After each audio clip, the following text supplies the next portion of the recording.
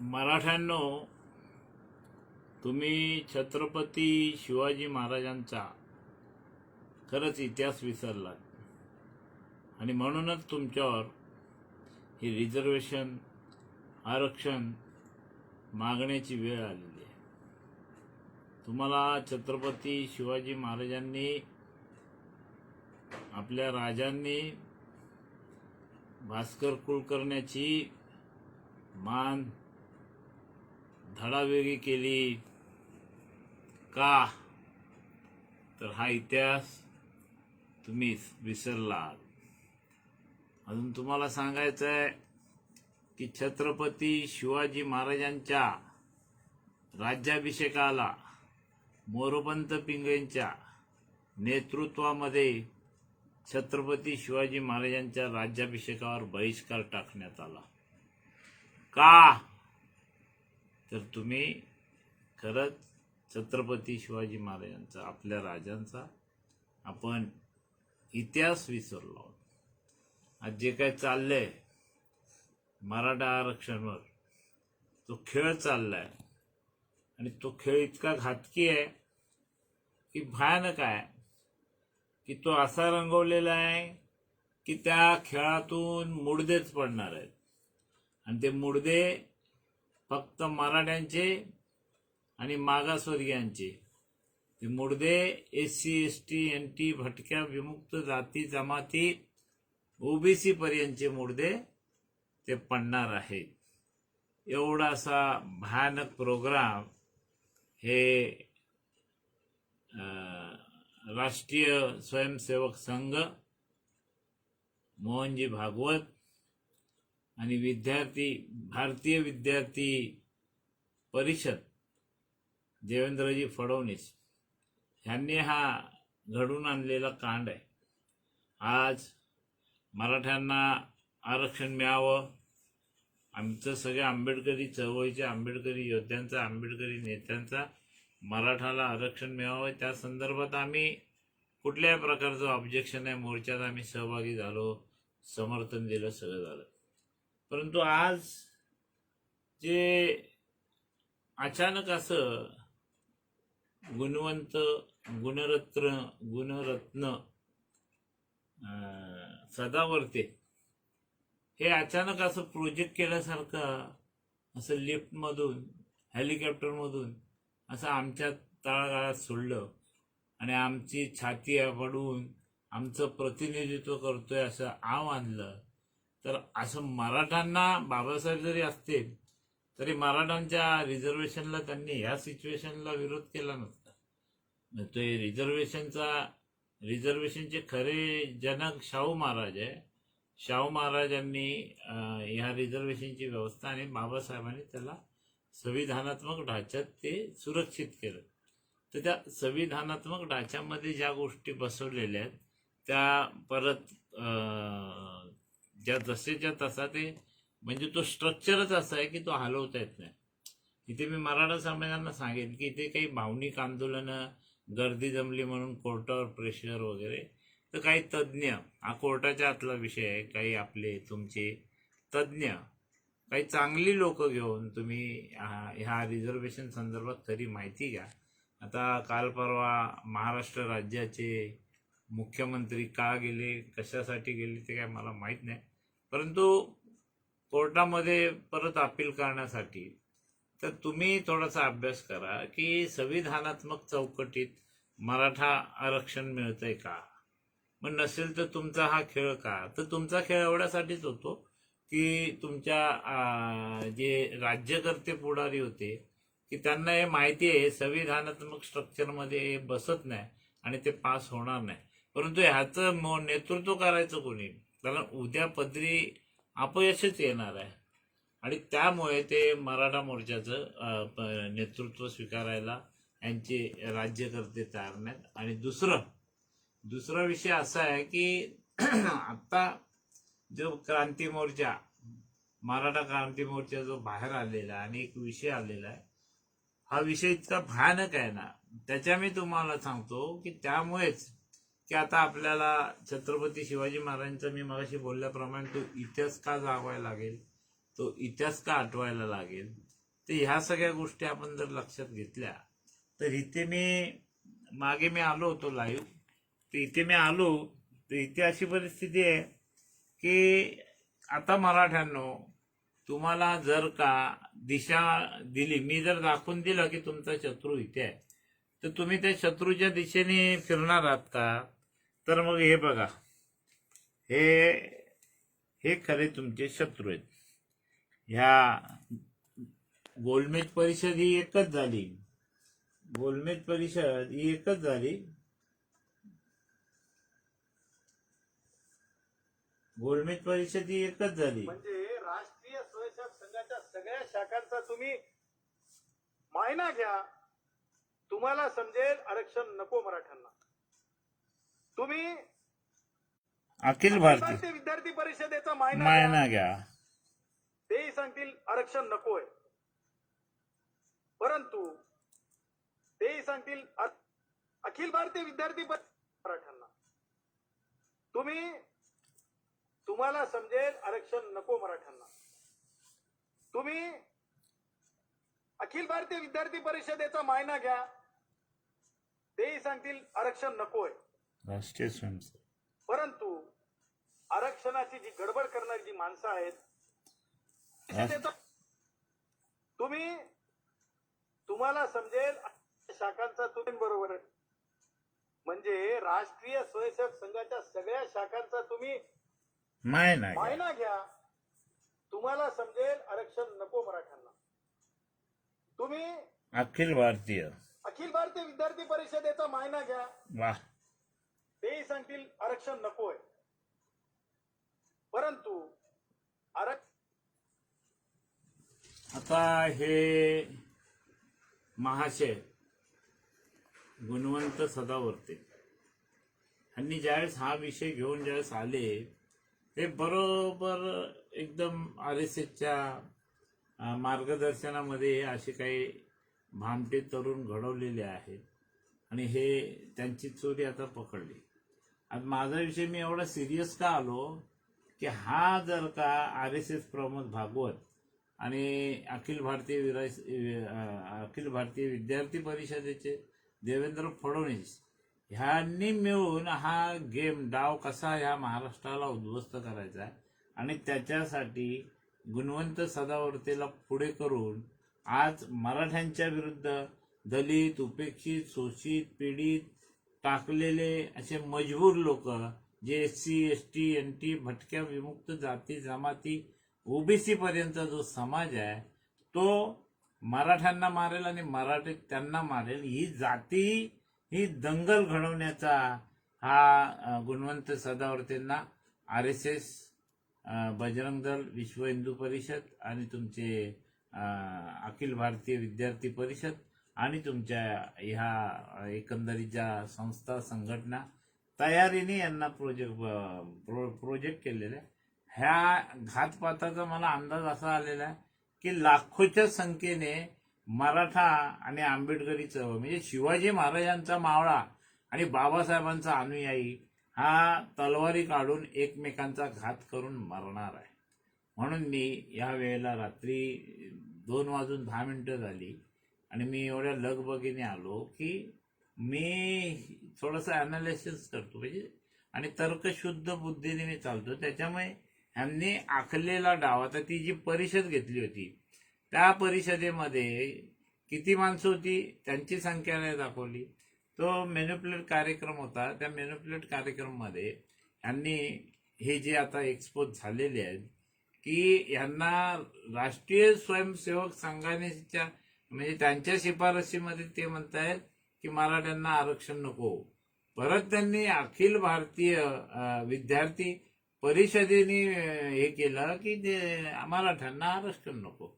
आता मराठ्यांना आरक्षण नको म्हणून हा एवढा जोर जोरात ओरडतो मराठ्यांना आरक्षण नाहीच देणार. म्हणजे हा कोण नेमका, आता आम्हाला प्रश्न पडलाय हा आणि आमच्या हिताचं बघत.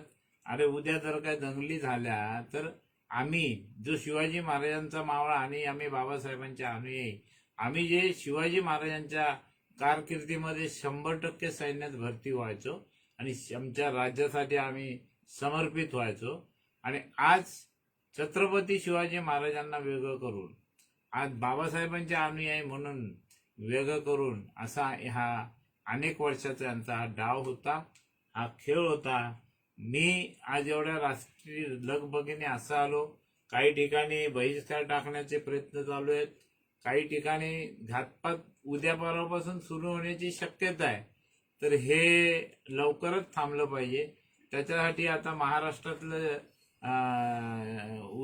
उद्धव ठाकरे साहेबांचं जे सरकार आहे त्यांनी ह्या गोष्टीकडे अतिशय गांभीर्याने लक्ष द्या. कारण याच्यात मोहन भागवत, तुमचे फडणवीस हे स्पष्ट आपल्याला सापडलेले आहेत. हे पाहिजे तर तुम्ही सगळ्यांनी बघा. हे यांचे तंतोतंत यांचं कुणाच्या गाईडलाईनवर हे सगळा हा उठाठेव चालू आहे आणि हा घातपातावर नेणार आहे. आरक्षणाची जी गडबड करणारी जी परंतु तेही सांगतील आरक्षण नकोय. विद्यार्थी परिषदेचा मायना घ्या तुम्ही, अखिल भारतीय विद्यार्थी परिषदेचा मायना घ्या, तेही सांगतील आरक्षण नकोय. स्वयंसेवक तेही तुम्हाला समजेल आरक्षण नको मराठ्यांना. मायना घ्या, राष्ट्रीय स्वयंसेवक पाहिजे आणि लगेच तुमची लाईन बरोबर आहे. हे थोडं गांभीर्याने घ्या. संघाच्या सगळ्या शाखांचा तुम्ही मायना घ्या, तुम्हाला समजेल आरक्षण नको मराठ्यांना. तुम्ही अखिल भारतीय विद्यार्थी परिषदेचा मायना घ्या, तेही सांगतील आरक्षण नकोय. परंतु आता हे गुणवंत सदावरती आता त्यांनी म्हटलंय मी थांबलोय, तर तुम्ही खरंच थांबा.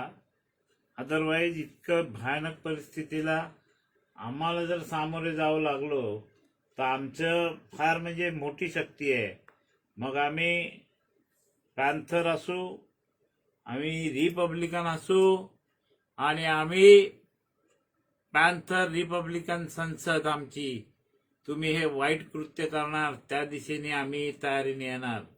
पॅन्थर रिपब्लिकन बहुजन संसद आज तुमचा वेध घेत आहेत आणि शोध घेत आहेत. आणि मी या रात्रीला सांगतो की मोहनजी भागवत साहेब आणि फडणवीस साहेब, संरक्षण ही गुणवंत सदावर्तींना तुम्ही दिले, परंतु आता त्यांना ते संरक्षण देणं त्यांच्यापेक्षा जास्त गरज आज तुम्हाला आहे. तुम्ही कारण हा इतका भयानक असा RSS राष्ट्रीय स्वयंसेवक संघाच्या वतीने एवढा भयानक असा कांड रचलाय की आमचा चेहरा पुढे ठेवून, आंबेडकरी विचारधारेचा चेहरा पुढे ठेवून मराठ्यांच्या आरक्षणाला विरोध, आणि एवढं धाडसाने. तर ह्यांच्याबरोबर जे 4 वकील होते ब्राह्मण समाजाचे ते कुठे आहेत? आणि जे काय तिथे कोर्टामध्ये जो काय निकाल लागलाय त्याची CBI चौकशी होईल. जर मराठ्यांचं रिझर्वेशन रद्द केलं तर ते रद्द करण्याचं आता त्याच्यावर सुप्रीम कोर्टात आता कमिटी बसेल आणि त्याची आम्ही आता चौकशी मागू. त्याच्यात तुम्ही मागे एक जज पण मारलेला आहे. म्हणजे ज्युडिशरी ताब्यात घेऊन तुम्ही हे कांड, आणि हे प्रोजेक्टेड गुणवंत सदावर्ते की बाबासाहेबांनी सांगितले म्हणून मराठ्यांच्या आरक्षणाला विरोध होतोय असा खोटा वावडा म्हणजे प्रचार करून बाबासाहेब असते तर मराठ्यांची परिस्थिती बघून बाबासाहेबांनी देऊ केलं असतं. पण ते असं बाबासाहेबांनी असं स्थिरच सांगितलेलं नाही. परिवर्तन होत असतं. ज्यावेळी जी परिस्थिती येईल त्याप्रमाणे संविधानात्मक याच्यामध्ये बाबासाहेबांनी तरतुदी ठेवलेल्या आहेत. परंतु तुम्ही ते रद्द करणारा मराठाला देणारच नाही, तर हा तुमचा कुठला ऍटिट्यूड आहे? काय भांडणं आहेत? काय या गोरगरीब जनतेला मराठ्याच्या स्वाधीन करताय? मी म्हटलंय, जो शिवाजी महाराजांचा मावळा आहे आणि बाबासाहेब आंबेडकरांचा अनुयायी आहे, तो या महाराष्ट्रामध्ये परिवर्तन घडवण्यासाठी आता एकत्र येत आहे. मी परवा जिजाईंच्या घोड्यावर स्वार असलेल्या जिजाईंच्या पुतळ्याची मी मागणी महालक्ष्मीमध्ये केलेली आहे.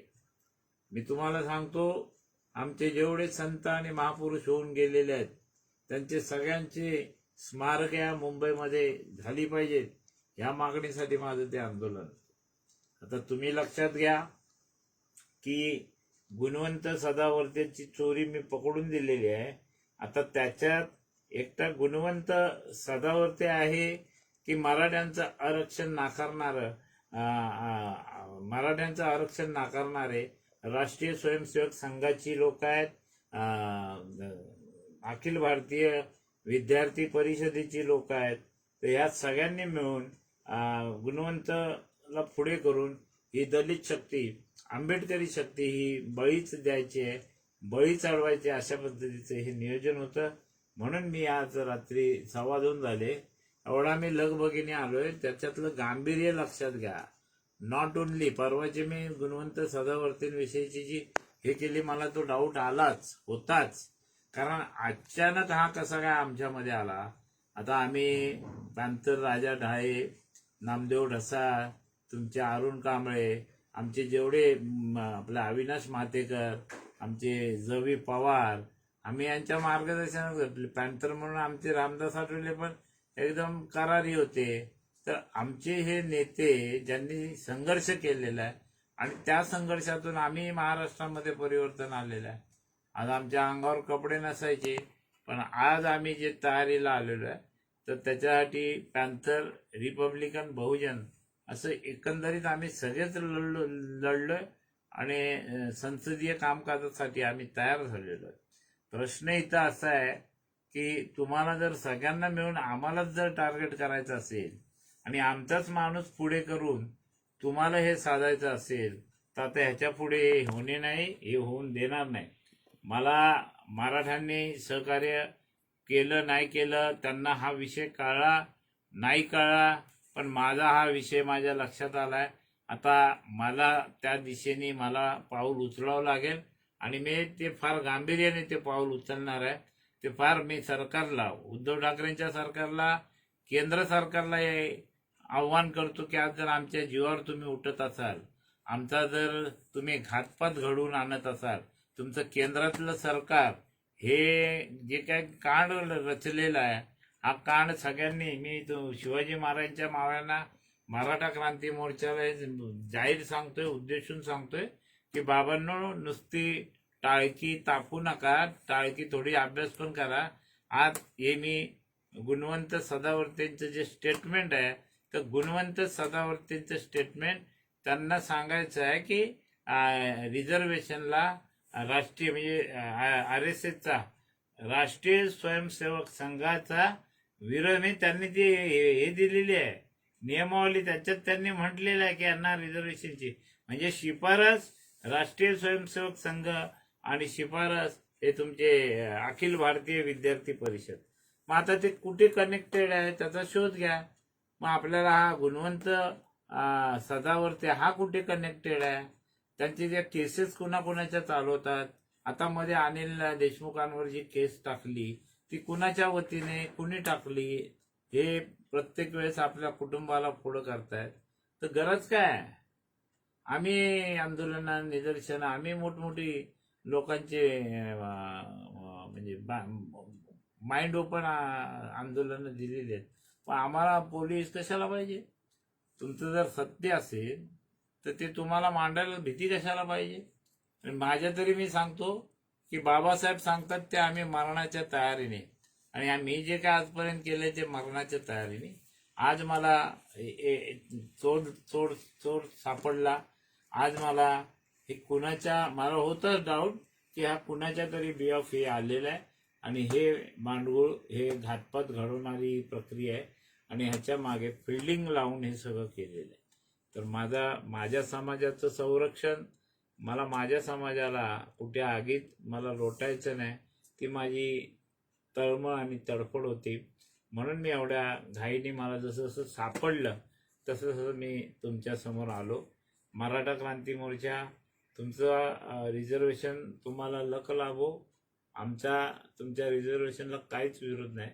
चुकून तुमच्या लोकांनी कुठे गोरगरीब, आमच्या मागासवर्गीय समाजाची लोक तुम्हाला कुठे अशी तुमच्या लोकांकडून त्यांच्यावर अन्याय अत्याचार होताना दिसला, त्यांच्यावर बहिष्कार टाकणार दिसला.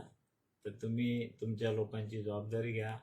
मी आमच्या 12 बलुतेदार जो जो बाबासाहेबांनी रिझर्वेशन कॅटेगरीमध्ये जो जो समाज येतो त्या सर्व समाजाची जबाबदारी मी घेतो. परंतु टार्गेट आपलं आता ठरलं पाहिजे की आपला नाश करणारे कोण आहेत ते आता एक्सपोज झालेले आहेत.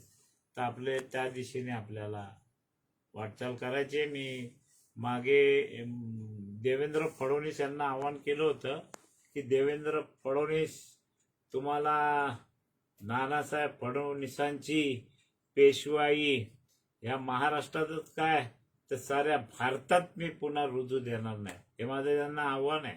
आणि आता देवेंद्र फडणवीस हे जर पोलिसांच्या चौकशीत वगैरे सापडले तर यांना पळता भुई मी थोडी करणार आहे, पळता भुई. जमीनच त्यांच्या नशिबी नसणार आहे. हे जरा सिरियसली घ्या, अदरवाईज फार भयानक होणार आहे. हे माझ्या लक्षात आले. मी 4 दिवसापूर्वी आलो, तुम्ही सगळ्यांनी गांभीर्याने घेतलेलं नाही.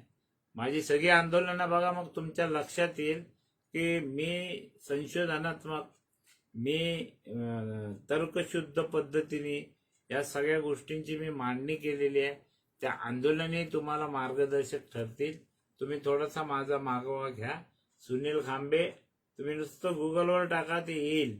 माझ्या प्रत्येक आंदोलनामागचे तुम्ही प्रश्न विचारा, मी तुम्हाला प्रश्न सांगेल. तर घ्या, नाही तर मग अतिशय भयानक परिस्थिती आली. मी आता तुम्हाला म्हणजे जय महाराष्ट्र आणि जय भीम बोलण्याच्या मनस्थितीत नाहीये, कारण ते लक्ष ठेवून ऐका, म्हणजे तुमच्या लक्षात येईल की तुम्हाला घोडा लावणारे हे कुणी पाठवलेत, त्या आमच्यापर्यंत येणारे हात कोणते, बोलवता धनी कोण, हे माझ्या लक्षात आलेलं आहे. तुम्ही करणार असाल तर करा, नाही तर मला करायचंच आहे. आणि मी करणार. मी पण शिवाजी महाराजांचा मावळा आहे. माझं गडावर घर आहे. टकमक टोकाच्या पायथ्याशी मी राहतो. शिवाजी महाराजांच्या साम्राज्यात आम्ही जबाबदार किल्लेदार आहे. म्हणून आम्हाला शिवाजी महाराजांचा अपमान सहन होणार नाही. आणि शिवाजी महाराजांच्या मावळ्यावर ही आलेली परिस्थिती आम्ही येऊ देणार नाही. हे आता मध्यंतरच्या काळामध्ये शिवाजी महाराजांनी बाबासाहेब असे 2 भाग केले आणि राज्य केले. म्हणजे बाबासाहेबांचे सैन्य आणि वेगळे, शिवाजी महाराजांचं सैन्य वेगळं. हा एक कुटील डाव रचला, त्यात आमचे 2 जनरेशन फुकट गेले. पण आता आम्ही तसं होऊ देणार नाही. सुज्ञ मराठांशी आमचाही आंबेडकर राईट्स युनायटेड आल्यांच्या वतीनं सगळी नेते मंडळी त्यांची भेट घेतील आणि काय ते महाराष्ट्राच्या हिताचं, महाराष्ट्राचं परिवर्तन या संदर्भात काहीतरी नवा विचार पुढे आणतील. जय भीम, जय भारत, जय संविधान. आणि हे जे घडलंय ते थांबवणार.